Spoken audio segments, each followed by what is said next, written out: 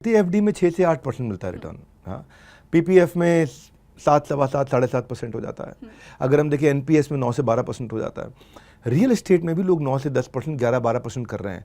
लेकिन शेयर्स के मुंह में हाथ डालने से पहले, शेयर के मुंह में नहीं, शेयर्स के मुंह में हाथ डालने से पहले किन बातों का ख्याल रखना चाहिए? आज अगर आप सिखाना चाहो तो क्या डूज एंड डोंट्स का आप ध्यान रखते हो? सबसे पहली बात, मैं जो ध्यान रखती हूँ, सिर्फ टेक्निकल एनालिसिस से कुछ नहीं होता। आपको फंडामेंटली भी एक स्टॉक को बहुत क्लीनली एंड बहुत अच्छे से डीपली रिसर्च करना चाहिए before agreeing to any tips और ट्रिक्स जो आपके दोस्त या फिर कलीग्स आपको बताते हैं। Secondly, if you are trading in futures and options, उन्हीं स्टॉक्स में ट्रेड करें जिनमें लिक्विडिटी ज़्यादा है। बिकॉज अगर आपको कोई भी ट्रेड कवर अप करना है या फिर उसे बाय करना है या सेल करना है, जो भी ऑपोजिट, तो आपके पास उतनी लिक्विडिटी होनी चाहिए मार्केट में कि उस चीज़ का बायर और सेलर उसी टाइम पे मिल सके। तो ये थे 2 पॉइंट्स जो मैं ध्यान रखती हूँ। ये जो फ्यूचर्स एंड ऑप्शंस है, इसमें खाली 10 में से 1 आदमी पैसा बना रहा है आज, है ना? और आपने कोई ऐसी स्ट्रैटेजी बनाई है जिसको मैं जानना चाहूँगा, यूज़ करने से पहले रिस्क एडजस्टेड आपको बढ़िया रिटर्न मिल जाता है? मैंने सुना है कि आप 2 से 3% महीने का बना लेती हैं। मैंने सुना है आप 36% को कई बार 48% ले जाती हैं साल का। इस स्ट्रैटेजी में ऐसा क्या है जिसने शेयर मार्केट को थोड़ा श्योर मार्केट जैसा बना दिया है?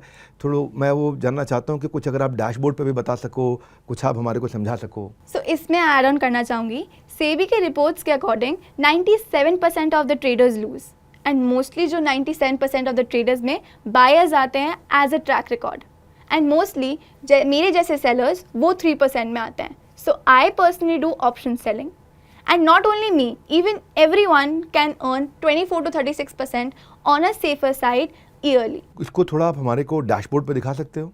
Sure, I'll share my screen and we can see further कि हम कैसे ट्रेड कर सकते हैं। तो यहाँ पे अब मैंने बोला था कि 4% ऊपर और नीचे की सेफ्टी हमें चाहिए, तो वहाँ उसके हिसाब से मुझे लगता है कि निफ्टी इस महीने में 23,650 का एक लेवल, जो लोअर लेवल है, वो ब्रीच नहीं करेगा। तो मैं वहाँ से बुलिश हूँ, तो मैं वहाँ की पुट सेल करूँगी, because put selling means being bullish. तो यहाँ पे मैं आपके सामने ही 23,650 की 10 लॉट पुट सेल करती हूँ। अब मैं बुलिश तो बन गई, तो अब मुझे बेरिश भी बनना पड़ेगा, बिकॉज ये दोनों मैं ऑप्शन सेलिंग से ही करूँगी। तो on the upper side where I feel कि निफ्टी इसके ऊपर नहीं जाएगा, that is 25,250 within this month. तो यहाँ पे मैं 25,250 के स्ट्राइक प्राइस की 10 लॉट कॉल सेल करती हूँ। Now you can see on the screen कि हमारी एक रेंज बन चुकी है, जहाँ 4% नीचे और 4% ऊपर हमें एक रेंज मिल चुकी है जहाँ पे हमें प्रॉफिट होगा। यहाँ पे हमारी कैपिटल रिक्वायरमेंट है 6,44,000 की, एंड उस पर आपका एब्सोल्यूट रिटर्न बन रहा है 48,000 का, that is 8% return on your capital.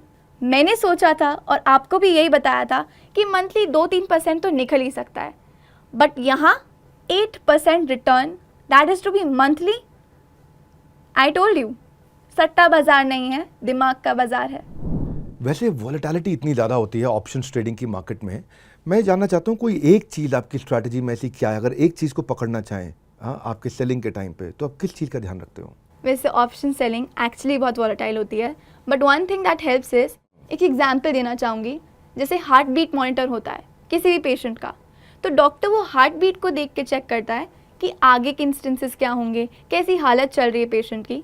Similarly Indian stock market और ऑप्शंस की हालत देखने के लिए हम एक इंडेक्स यूज़ करते हैं, इंडिया विक्स, जो आपको इंडियन मार्केट की वॉलेटिलिटी का पता लगाता है। इंडियन विक्स का यूजुअली रेंज रहता है 12 to 15, एंड जितना विक्स ज़्यादा हो उतना ऑप्शन सेलर्स को फ़ायदा रहता है।